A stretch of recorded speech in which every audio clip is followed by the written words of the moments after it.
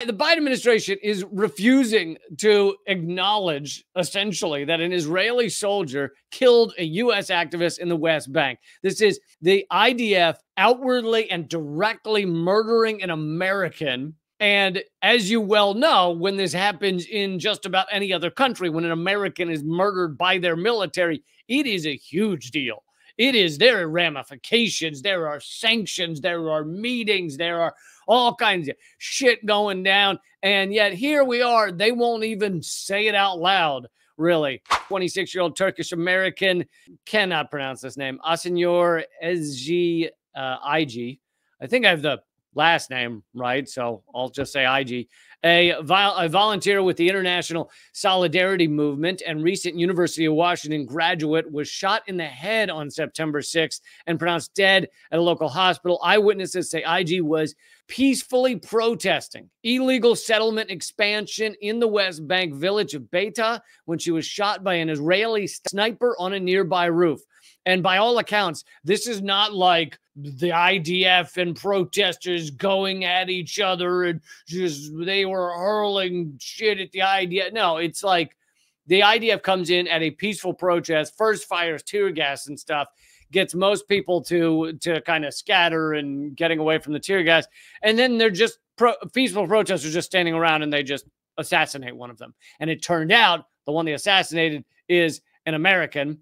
And here is our spokesperson, Patel, the familiar from What We Do in the Shadows, addressing this. And I'm going to play this one clip of him addressing reporters asking about this. But it's important to note that this was after he'd already spoken at length for several minutes about what had happened. But the way he talks about it, he's ignoring the fact that this is the Israeli government murdering an American citizen.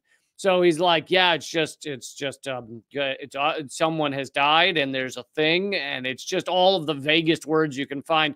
But anyway, so this is after all of that has already gone on and yet he still can't say the reality. Okay, Saeed, go ahead. Thank you, Vedant. Yeah. Do you actually condemn the actual act of killing an American citizen protesting, the aggression of, let's say, the Israeli occupation army? Saeed, you condemn the act of the killing itself. Do you condemn that act? Let's just be very clear. Of course, we would condemn the death. The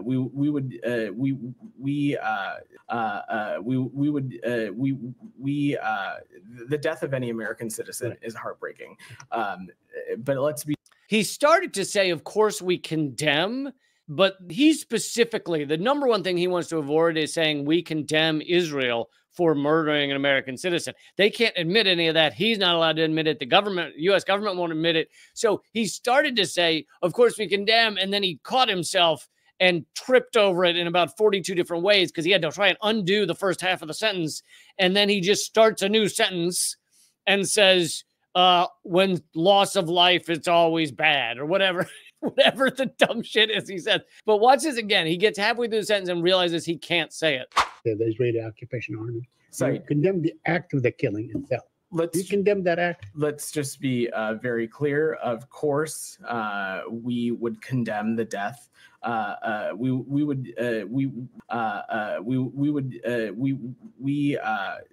death of any American citizen is heartbreaking. But let's be just very precise and clear that I am not going to speculate on what transpired on Friday, as those. They never want to speculate when it's Israel doing shit, when Israel's genociding people, when Israel's ethnically cleansing. They don't want to speculate on any of that. But they will speculate the moment Hamas, Iran, Iran just looks in the direction of the United States and they'll go, we're speculating that Iran is creating nuclear weapons and they're about to attack us. I'm pretty sure that's happening. That's happening right now. Iran did it. And then Israel will assassinate an American in broad daylight. And you'll get this mealy-mouthed spokesperson going, I don't want to speculate on, we got a report. We're going to investigate the report. And that should be out in the next 3 to 12 years. facts, and those processes are still being determined and adjudicated, and we're going to let that process play out. It is troubling, it is tragic, and it certainly there is a responsibility here to share as much information as possible, so that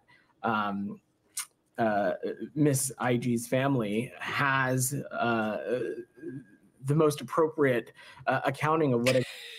He's vomiting up all this nonsense words, meaningless words, and so it's just a bunch of, like, he at times he actually sounds like he's vomiting. At times it's actually we just has the most appropriate accounting of what exactly transpired and what happened here.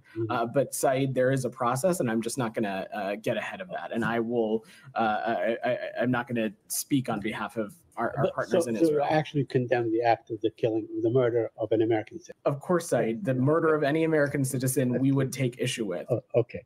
He wouldn't say condemn. He said, we'll take issue with it. Oh, we'll take issue with it. We will jot that down and make that an issue in the future when I have time to chat with said Israeli ambassador. I am going to bring that up at the discussion at tea time when we have discussed these issues. But this is the pathetic place that the United States is in, as they, just sit at the feet of Israel and let them continue this jihad. Is so remarkably repulsive, and we are quickly coming up on 1 year of genocide. So 1 year of this, and yet the United States continues to just ship all of the arms and guns and missiles, as many as possible, over to Israel to make this continue.